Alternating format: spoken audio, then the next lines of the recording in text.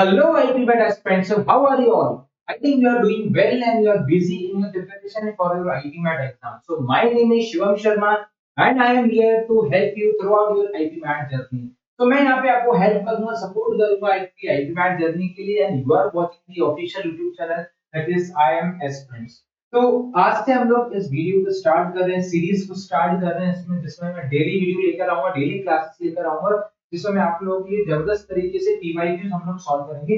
तो ये हमारी पीवाईक्यू सीरीज है, इस सीरीज का नेम ही पीवाईक्यू सीरीज है जिसमें हम लोग डेली बेसिस पे आईटीमेट एग्जाम के पीवाईक्यू क्वेश्चन सॉल्व करेंगे एंड निंजा टेक्निक से सॉल्व करेंगे। सॉल्व तो सभी कराते हैं बट मेरा मोटिव यहाँ पे ये रहने वाला है कि आपको एग्जाम ओरिएंटेड अप्रोच बताऊं सो दैट कितना भी डिफिकल्ट क्वेश्चन क्यों ना हो आप उसको आराम से बहुत प्यार से प्रॉपर तरीके से उसको एग्जाम ओरिएंटेड अप्रोच से सॉल्व करें। ठीक है, चलो तो अगर आपको बेसिक कॉन्सेप्ट जानना है, देखो अभी हम लोग इस सीरीज में बेसिक क्वेश्चन नहीं करेंगे, मींस हम लोग स्टार्टिंग फाउंडेशन से नहीं करेंगे, इसमें मैं डायरेक्टली पीवाईक्यू सीरीज लेकर आ रहा हूं।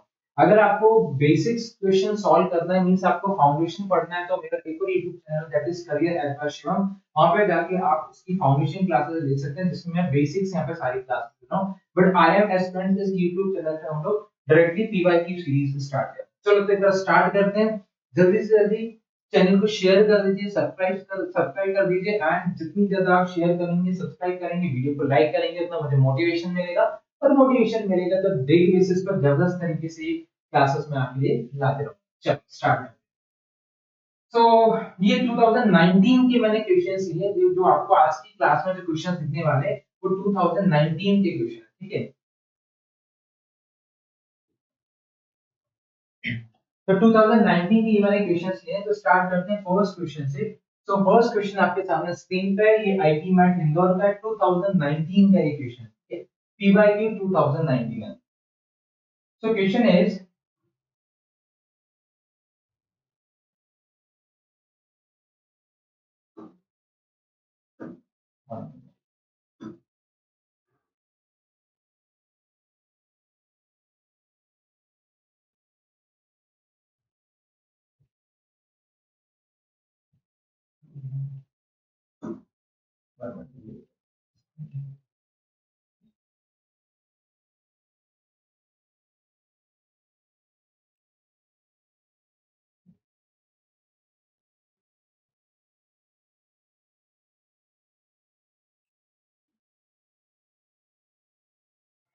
यस, चलो स्टार्ट करते हैं वापस से। सो यस फर्स्ट क्वेश्चन, चलो इसी पे स्टार्ट करते हैं। So first question is, if the compound interest earned on a certain sum for 2 years is twice the amount of simple interest for the 2 years, then the rate of interest per annum is what? Means ये SIC से directly question है, आपको simple interest compound interest के question based. ठीक है, तो आपको क्या बोला जा रहा है, द कंपाउंड इंटरेस्ट ऑन और सर्टेन सम फॉर 2 years, जो कंपाउंड इंटरेस्ट है वो SI से डबल है।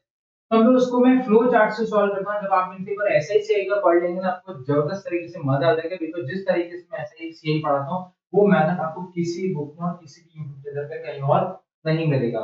हो सकता है मैंने बहुत सारे सॉल्यूशन देखे थे इस क्वेश्चन को सॉल्व करने के लिए, बट सभी ने इसको बेसिक मेथड से करा रखा है, बट मैं इसको directly exam oriented 2 second approach बताता हूं। तो उस क्वेश्चन इस क्वेश्चन को कैसे हम लोग ब्रेक करेंगे। देखो जब भी हमारा क्वेश्चन 2 इयर्स के लिए होगा सीआई में, हम उसको इस तरीके से फ्लो चार्ट बनाते हैं। लेट्स सी, मैं इसको यहाँ कर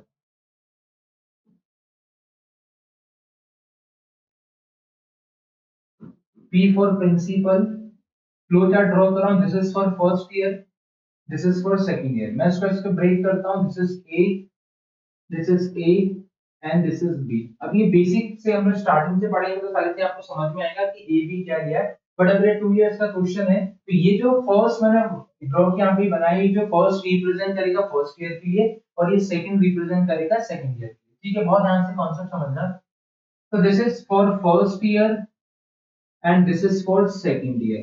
ठीक है, तो ये फर्स्ट ईयर का ऐसा ही है और सीआई फर्स्ट ईयर का ऐसा ही, दोनों तो सेम ही होता है। अगर ये बात करता हूँ ए प्लस बी, ये सेकंड ईयर का सीआई है। बट अगर मैं एसआई की बात करता हूँ, एसआई की बात करेंगे हम लोग, तो A and A, this is SI for 2 year. Means ये जो ए है ये फर्स्ट ईयर का एसआई है, ये जो ए है ये सेकंड ईयर का ऐसा ही मींस ट्वाइस ऑफ ए, ये क्या हो गया पूरे 2 साल का ऐसा ही हो गया। अगर मैं एबी की बात करता हूं तो ये सेकंड ईयर का सीआई है and this is first year का सीआई। अब देखो आपके पास क्या दिया मैंने क्वेश्चन में कि जो सीआई है वो डबल है, सीआई एसआई से डबल है, ठीक है। लेट्स से अगर 2 इयर्स का एसआई 2 है तो कहने से दैट 2 ईयर का सीआई 4 हो जाएगा, बिकॉज़ क्वेश्चन में ही गिवन है यहाँ पे कि जो सीआई है एसआई से डबल है। तो बहुत ध्यान से लॉजिक समझना, 2 ईयर का एसआई 2 है तो ये फर्स्ट ईयर का लेट्स से ए का वैल्यू 1 लेते हैं, अगर ये 1 है तो ये भी 1 हो जाएगा, ठीक है। तो अगर ये 1 है, a का वैल्यू 1 है तो ये भी 1 हो जाएगा। अब देखना अगर SI 2 है 2 इयर्स का, 1 + 1 2 हो गया, तो CI को 4 होना है। और ये जो पूरा AAB है ये 2 ईयर का CI को रिप्रेजेंट करेगा। इट मींस जब मैं B को कितना दे दूं कि 4 बन जाए, because this is 1 this is 1, और B को हम कितना दे दें सो दैट 4 बन जाए, तो B को हमें 2 लिखना पड़ेगा। Getting my point? आप चेक कर लो, A and A means this is 2, that is the value of SI, और ये पूरा क्या हो गया 4, that is the value of CI, ठीक है। अब A से R परसेंट ही तो B होता है, A का R परसेंट ही तो B होगा, बिकॉज़ आपको rate of interest find out करना है, ठीक है। तो A का R परसेंट B होता है, means A into R percent is equals to B। A का वैल्यू है 1, R percent means R upon 100 is equals to B का वैल्यू क्या है 2, then the R का value is 2 into 100, that is 200%। एकदम Ninja technique means अगर आपको ये फ्लो चार्ट आता है तो इस क्वेश्चन को आप सेकंड्स में सॉल्व कर दोगे। और मैंने बहुत सारे वीडियोस में YouTube पे इसका जो सॉल्यूशन एक्सप्लेनेशन देखा, काफी लेंथी दिखता है, ठीक है। This is the Ninja technique. बाकी ये फ्लो चार्ट कैसे ड्रॉ करना है ये मैं आपको बेसिक क्लासेस में सिखाऊंगा, जिसके लिए आप फॉलो करो करियर एज बाय शिव, ठीक है। इस पे हम लोग से बल्कि पीपाई यूज कर रहे हैं। तो the correct answer is option A, that is 200%। I think ये लॉजिक सब क्लियर हो गया। डन।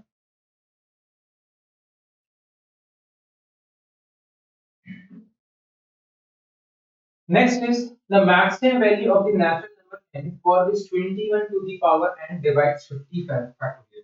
तो ये जो question number this second question है ये नंबर्स पे बेस्ड क्वेश्चन, यानी जो क्वेश्चन नंबर पे बेस्ड है। Maximum value of the natural number n for which 21 to the power n divides 50 factorial। आपको पूछा जा रहा है 21 to the power n divides 50 factorial, ठीक है।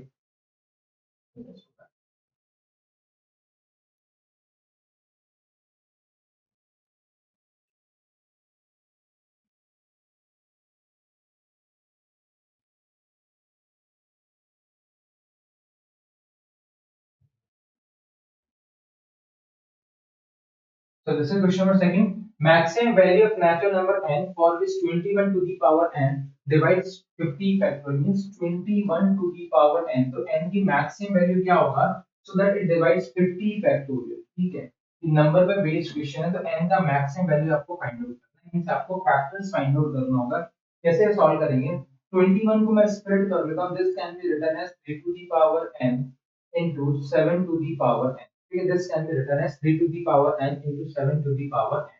अब चेक कर लेते हैं 50 फैक्टोरियल में कितने n 7 मिलेंगे n कितने 3 मिलेंगे, उसके बेसिस पर डिसाइड कर लेंगे। जो दोनों में कॉमन नंबर होगा वो आपकी n की मैक्सिमम वैल्यू। तो 50 फैक्टोरियल में 7 कितने मिलेंगे, कितने आपको 7 मिलने वाले हैं, इसको फाइंड आउट करने के लिए क्या करते हैं 50 को हम लोग यहाँ पर डायरेक्ट मेथड है 7 से डिवाइड करते हैं। When 50 is divided by 7 तो 7 7 जा 49। जब हम लोग 50 को 7 से डिवाइड करेंगे तो 7 7 जा 49। यहाँ पे जो रिमाइंडर बचता है उसको डाल दो, इसका यूज नहीं करना है। यहाँ पे जो आपका 7 बचेगा क्वेश्चन इसको आपको लेना है। मींस अगेन 7 को मींस यहाँ से क्या है 7 आया, तो अगेन 7 को आप एक बार और 7 से डिवाइड कर दो। When 7 is divided by 7 means आपके पास क्या आएगा, जब हम 7 को 7 से डिवाइड करेंगे 1 टाइम्स आएगा 7, ठीक है। मींस आपको ये क्वेश्चन यहाँ पे लेना है। तो यहाँ पे 7 मिल रहा है, यहाँ पे 1 मिल रहा है, मींस टोटल कितना हो गया आपके पास 7 एंड 1 इज 8 हो गया। यहाँ पे आपके पास 50 फैक्टोरियल में 7 कितने टाइम्स मिलेगा, 50 फैक्टोरियल में 7 मिलेगा 8 टाइम्स। एक बार 3 चेक कर लेते हैं कि 3 कितने टाइम्स मिलेगा। एक बार मैं 3 को भी चेक कर लेता हूँ। तो 50 फैक्टोरियल में मुझे चेक करना है 3 कितने टाइम्स मिलेगा। तो when 50 factorial is divided by 3, बहुत ध्यान से मैंने इसको डिवाइड करके 50 को 3 से डिवाइड करेंगे, 3 बन जा 3, 3 6 का 18, रिमाइंडर 2 आता है बट 2 नहीं है ना, यहाँ से मुझे क्या मिला 16 मिला, ठीक है। एक बार 16 लिख देते हैं। अगेन अब 16 को फिर 3 से डिवाइड करेंगे, ठीक है। तो 16 को अगेन 3 से डिवाइड करके फैक्टर फाइंड आउट करो। 3 5 जा 15, रिमाइंडर आया 1, अगेन रिमाइंडर से नहीं लेना देना आपको, 16 प्लस 5, यहाँ पे जो क्वेश्चन 5 आया है 5 को अगेन 3 से डिवाइड करेंगे, तो 3 1 जा 3 मींस रिमाइंडर 2 आया। अब 2 से 3 से डिवाइड होगा नहीं, इस लास्ट में आपको मिलता है 1, तो 16 प्लस 5 प्लस 1 मींस यहाँ पर हो जाएगा 22, मींस 50 फैक्टोरियल में आपको 3 कितने टाइम्स मिलेगा, तो 50 फैक्टोरियल में यू विल बी गेटिंग 3, इसको कितना टाइम्स मिला, 22 टाइम्स, और 7 कितने टाइम्स मिलेगा, 7 मिलेगा 8 टाइम्स। तो दोनों में कॉमन क्या है, 22 आपके पास 3 है एंड 8 आपके पास 7 है, तो आपको 21 बनाना है। 21 कैसे बनता है, एक 3 और एक 7 से 21 बन जाता है, ठीक है, एक 3 और एक 7 से 21 बन जाता है, तो मींस आपके पास 8 टाइम्स 3 होना, 8 टाइम्स 7 होना, तो आपके पास 21 8 टाइम्स बनेगा, क्योंकि आपके पास 7 तो 80 है। अब आपका इसके बाद 7 तो है नहीं, हाँ 3 तो बहुत सारे हैं, बट 21 बनाने के लिए आपको एटलीस्ट 7 3 एंड 7 टाइम्स आपको, या 8 टाइम्स 3 एंड 8 टाइम्स आपको 7 चाहिए, दैट्स व्हाई यहाँ पे आंसर हो जाएगा 8, मींस मैक्सिमम 7 कितने टाइम्स मिल रहा है, मैक्सिमम 7 मिलेगा आपको 8 टाइम्स, दैट्स व्हाई 21 कितने टाइम्स मिलेगा, 50 फैक्टोरियल में मैक्सिमम, तो द आंसर इज 8 हो जाएगा। ठीक है, ये नंबर्स पे बेस्ड है, फैक्टर्स का क्वेश्चन, आई थिंक लॉजिक सभी को समझ आ गया। Next next question is again this is based on numbers, remainder का क्वेश्चन है। द रिमाइंडर व्हेन 29, क्वेश्चन ये remainder when 29 to the power 29 divided by 9, तो ये जो नंबर का क्वेश्चन रिमाइंडर पे बेस्ड है कि 29 to the power 29 to the power 29, जब मैं इसको 9 से डिवाइड करूंगा तो रिमाइंडर क्या है। तो बहुत ध्यान से समझना कैसे सॉल्व करेंगे, इसको कैसे डील करेंगे। तो एक काम करते हैं, जब मैं ये 29 को, ये वाले 29 को 7 से डिवाइड करूंगा तो 9 3 जा 27, रिमाइंडर 2 आएगा, तो this can be written as 2 to the power 29 and power में 29। ये मैंने रिमाइंडर को मैंने फाइंड आउट करने के लिए मैंने इसको क्या कर दिया, शॉर्ट कर दिया, पैटर्न मेथड लगाते हैं, बिकॉज़ मैं 29 को 9 से डिवाइड करता हूं, तो 9 3 जा 27, रिमाइंडर 2 आता है, तो इतने बड़े नंबर को मैंने पैटर्न मेथड से शॉर्ट करके यहाँ पे 2 लिख दिया। अब मेरा क्वेश्चन ये क्या हो गया, 2 to the power 29 to the power 29, तो 29 into 29 ये मल्टीप्लाई हो जाएगा, this can be written as 841, 29 का square is 841, so 2 to the power 841 divided by 9। Again मैं ये क्या करूंगा, 2 को मैं ऐसे नंबर में कन्वर्ट करूंगा जो 9 के नियर बाय हो, सो दैट उसको डिवाइड करके रिमाइंडर लिखना इजी हो जाएगा। तो 9 के नियर बाय जो मुझे नंबर मिलेगा वो 2 की पावर 3 मिलेगा, 2 की पावर 3 इज 8 होता है, तो मैं इसको कन्वर्ट करता हूं 2 की पावर 3 में, this can be written as 2 to the power 3।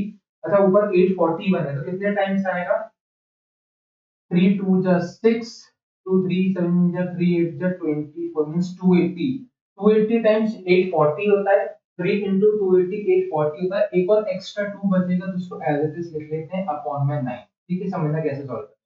Next step क्या होगा, this 2 to the power 3 can be written as 8 to the power 280 into 2 upon 9। ठीक है, अब मैं इतने पार्ट को सॉल्व करूंगा, ये रिमाइंडर का क्वेश्चन है, ये नंबर्स में reminder, when 8 is divided by 9, जब 8 को 9 से डिवाइड करते हैं रिमाइंडर क्या आएगा, 1 आएगा, माइनस का 1 आएगा, -1, पावर में 280 है, इवन पावर है, -1 पावर में 280 मींस इवन पावर है, तो अगेन ये क्या हो जाएगा, प्लस का 1 हो जाएगा into, and when 2 is divided by 9, जब मैं 2 को 9 से डिवाइड करता हूं तो नंबर क्या आएगा, बिकॉज़ 2 इज लेस देन 9, जब 2 को मैं 9 से डिवाइड करूंगा रिमाइंडर इज 2 इटसेल्फ, यहां से मुझे मिलेगा 2, अल्टीमेटली जो फाइनल रिमाइंडर मेरे पास आएगा वो 2 आएगा, तो the correct answer is 2।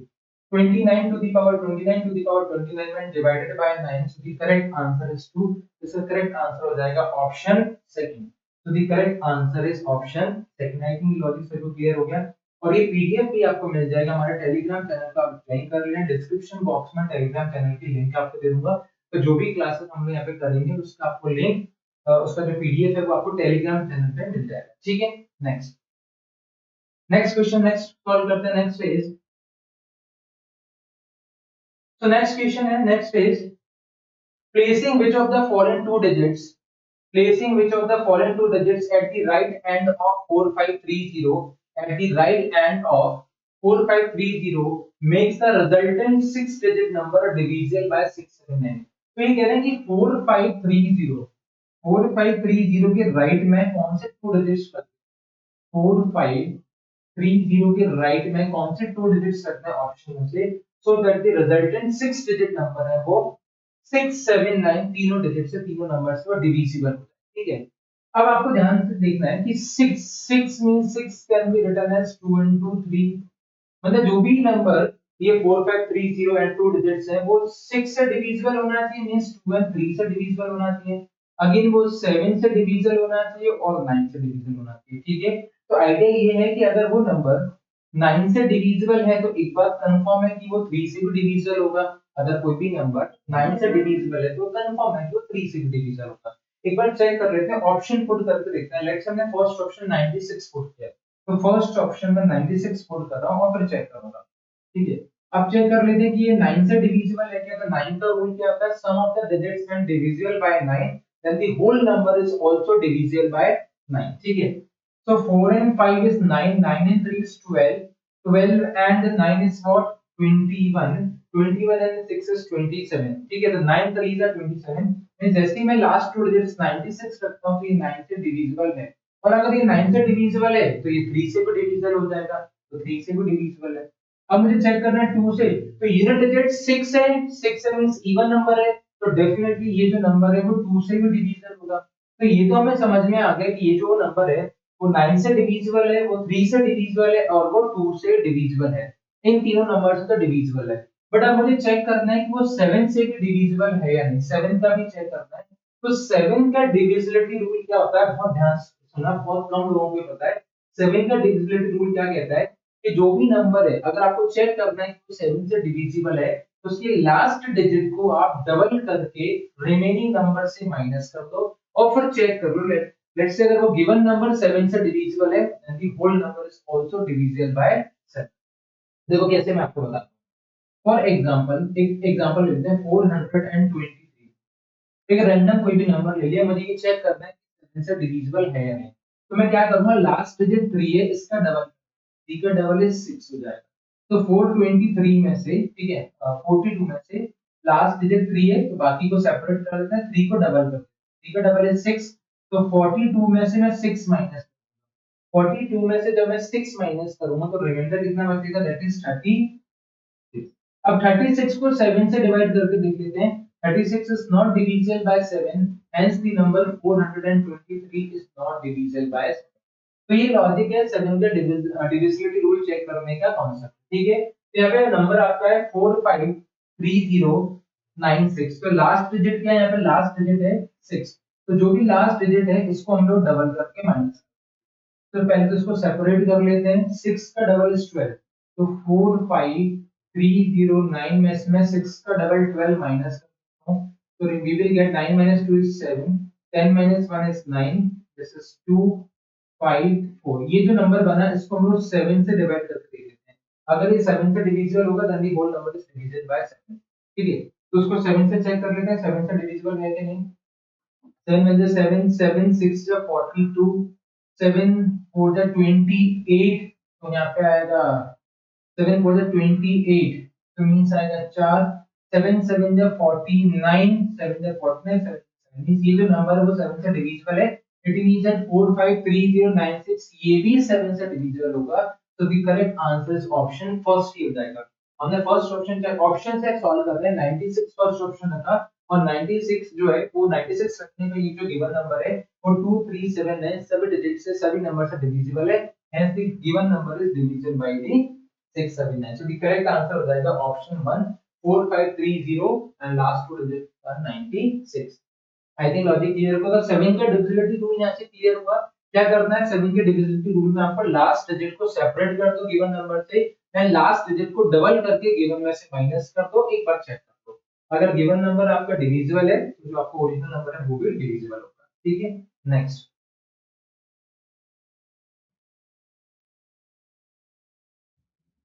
so next question is, in a school 70% of boys like cricket, 50% like football, if x% like both cricket and football then x का वैल्यू क्या होगा, x का रेंज फाइंड आउट करना है, this question is based on Venn diagram. तो Venn diagram से related ये question है, एक बार समझते हैं इस क्वेश्चन को कैसे डील करेंगे। तो यहाँ पे क्या दे रखा है, 70% of boys like cricket, means हम लोग वेन डायग्राम बना के इसको सॉल्व करते हैं, this is for cricket and this is for football, ठीक है। Cricket, football. तो क्रिकेट लाइक करने वाले स्टूडेंट्स कितने हैं? 70% है। एंड फुटबॉल लाइक करने वाले स्टूडेंट्स कितने हैं? 50%। और x% ऐसे बच्चे हैं, x% like both the cricket and football, जो कॉमन वैल्यू है ये x। ठीक है। अब आप मुझे बताना कि 70 क्रिकेट पसंद करते हैं, 50 फुटबॉल पसंद करते हैं, means 70 plus 50 is equals to 120। But class में तो 100 स्टूडेंट ही है, बिकॉज़ परसेंटेज में मैक्सिमम वैल्यू क्या होता है? 100 ही होता है, तो 120 तो पॉसिबल नहीं है। तो क्लास में तो मैक्सिमम 100 ही आएगा। तो ये 20 एक्स्ट्रा कैसे आ रहा है? 20 एक्स्ट्रा इसलिए आ रहा है बिकॉज़ ये कॉमन एरिया है ना, कॉमन एरिया, इसका वैल्यू क्या होगा? 20 होगा। अगर इसका वैल्यू 20 होता है तो एक्स्ट्रा तो आई, एक्स्ट्रा 120 कैसे आ रहा है? बिकॉज़ ये जो कॉमन एरिया 20 है, इसको हम लोग इसमें भी काउंट कर रहे हैं, क्रिकेट में और फुटबॉल में भी काउंट कर रहे हैं। मींस यहाँ से मुझे ये समझ आया कि जो x की मिनिमम वैल्यू होगी ना, वो कितनी होगी? 20 होगी। ऐसा क्यों? एक बार चेक कर लेते हैं। फॉर एग्जांपल अगर ये x 20 हो गया तो ओनली क्रिकेट का वैल्यू 50 होगा, बिकॉज़ ये पूरा सर्कल 70 है। अगर कॉमन पार्ट को मैं 20 दे देता हूँ तो यहाँ पे ओनली क्रिकेट वाला वैल्यू 50 हो जाएगा। ठीक है।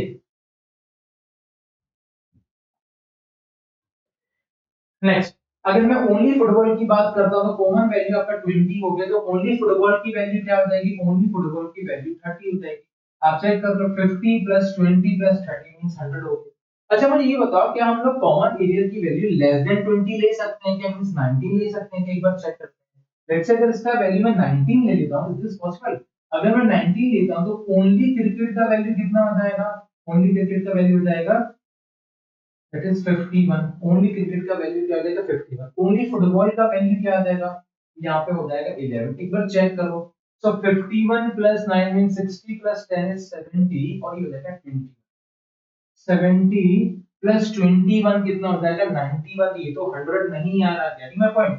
तो ये जो कॉमन एरिया है ये 20 से लेस नहीं होगा, बिकॉज़ मैंने 20 से लेस लेट से 19 तक के लिखा। तो अगर ये 19 है तो ये 51 ही करना पड़ेगा, तभी 70 होगा। ये 19 है और इस नहीं, अच्छी 50 है ये टोटल। हाँ, तो 50 बनाने के लिए मैं ओनली फुटबॉल का वैल्यू कितना पुट करूँ? इसको पुट करना पड़ेगा 31। ठीक है। 31 प्लस 19 इज व्हाट? 50। का कीपर चेक करो। तो 31 प्लस 19 ये 50 हो गया, और 50 प्लस 51 कितना होगा? That is 101। तो 100 से ज्यादा तो नहीं हो सकता।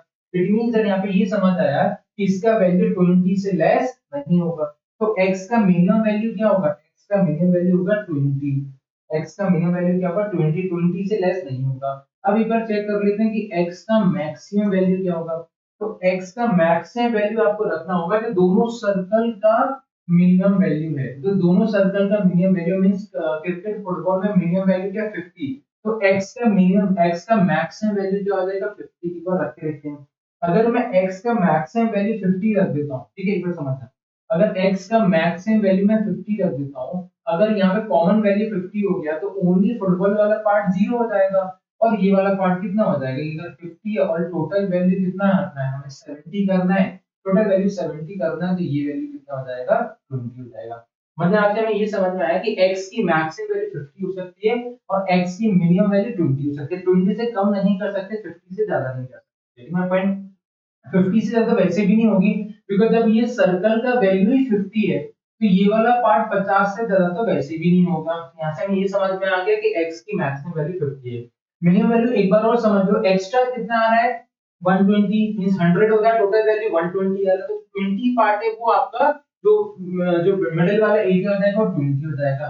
बट अगर मैं 20 से लेस 19 करता हूं, अगर इस पार्ट को मैंने 19 कर दिया जो कॉमन एरिया है, तो ये 71 बनाने के लिए मुझे यहाँ पे 51 करना पड़ेगा, और इसको 50 बनाने के लिए मुझे कितना करना पड़ेगा? 13 करना पड़ेगा। 13 plus 9 is 40 plus 10 50।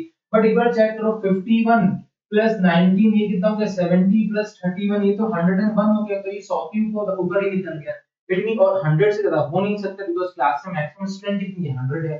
It means that यहाँ का जो x का मिनिमम वैल्यू 20 हो जाएगा, मैक्सिमम वैल्यू 50 हो जाएगा। So the correct answer is option 1 कि x must be equals to and greater than 20 and less than equals to 50। तो अगेन ये वेन डायग्राम का कॉन्सेप्ट है। ठीक है, समझ आया? Next question.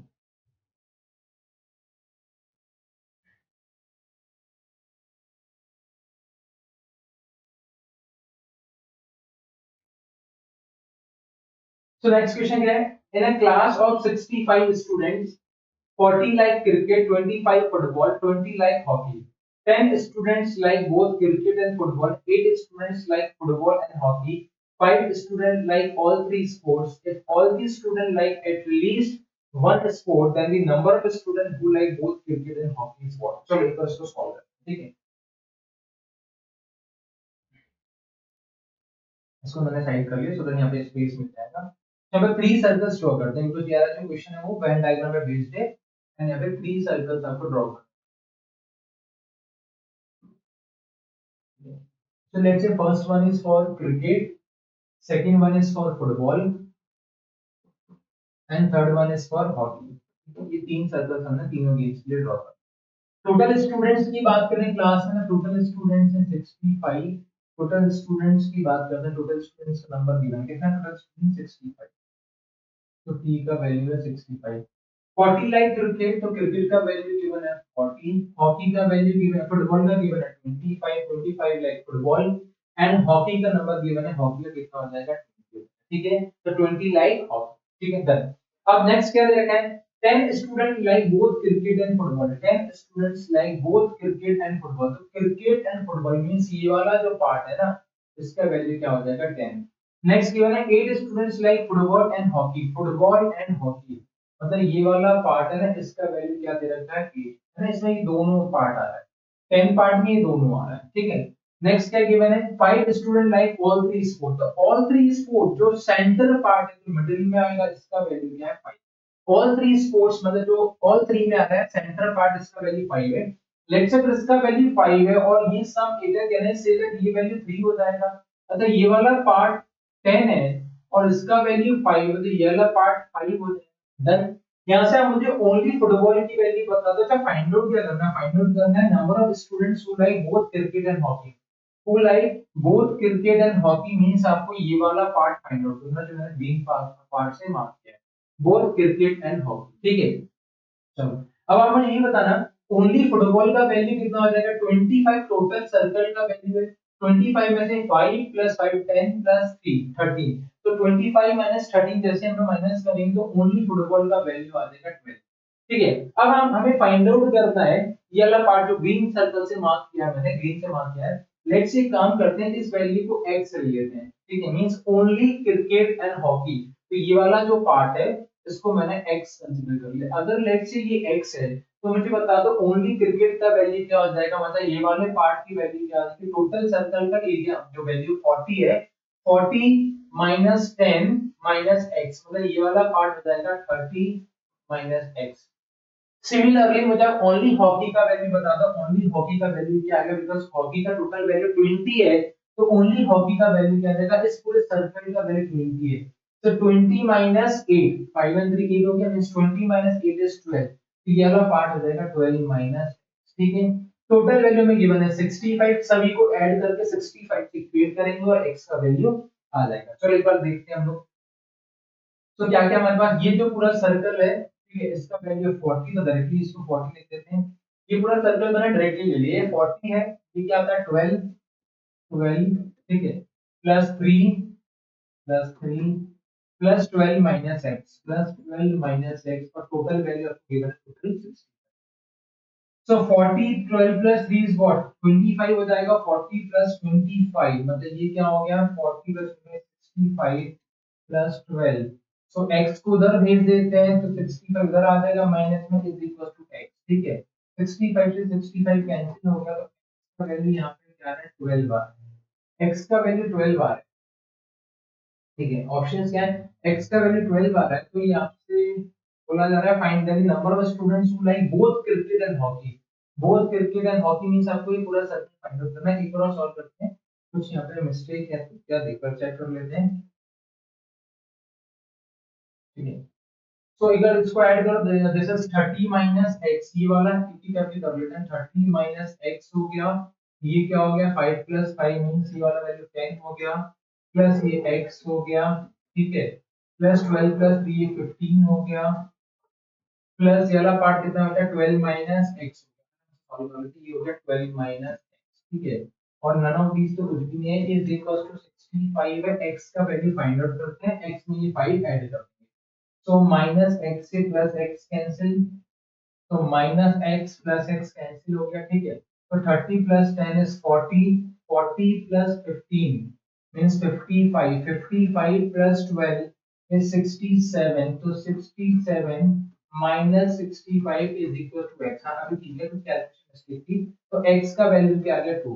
तो x का वैल्यू 2 है, बट आपका आंसर क्या होगा बहुत ध्यान से समझिए, बिकॉज़ आपसे क्वेश्चन में पूछा जा रहा है number of students who like both cricket and hockey. Both cricket and hockey means आपको ये वाले एरिया की बात है कि ये वाला जो एरिया की वैल्यू क्या होगी, बोथ क्रिकेट एंड हॉकी। तो x का वैल्यू 2 आया है, x का वैल्यू 2 है और ये 5 है, so the final answer is 2 plus 5 is आपका फाइनल आंसर 7 हो जाएगा, and the correct answer is option A. I think समझ आया सभी को। तो हमने आईटी मैट इंदौर के प्रीवियस ईयर मींस 2019 के कुछ 6 टू 7 8 क्वेश्चंस हमने सॉल्व किए प्रॉपर तरीके से। मैंने आपको एग्जाम ओरिएंटेड अप्रोच बताया कि किस तरीके से क्वेश्चन को सॉल्व होगा। अब हो सकता है कि कई स्टूडेंट ने वेन डायग्राम का कॉन्सेप्ट नहीं पढ़ रखा है, लेट्स से नंबर्स नहीं कर रखा है, रिमाइंडर्स नहीं कर रखा, तो एकदम से उनको ये क्लिक करने में थोड़ा डिफिकल्टी होगी। बट जो हम लोग धीरे धीरे करके जो हमने दूसरे यूट्यूब चैनल पर हम लोग सारे टॉपिक्स करेंगे, पीवाईक्यूज हम लोग इस चैनल पे करेंगे, तो आप पीवाईक्यू को फॉलो करने के लिए, देखने के लिए आप इस चैनल को फॉलो कर लो, और दूसरा चैनल हम लोग बेसिक कॉन्सेप्ट्स करेंगे, उसको भी आप सब्सक्राइब कर लो। तो इसी तरीके से आप जितना चैनल को शेयर करेंगे, सब्सक्राइब करेंगे, मोटिवेशन मिलेगा तो प्रॉपर तरीके से डेली बेसिस पे जबरदस्त question solve. Thank you very much, have a nice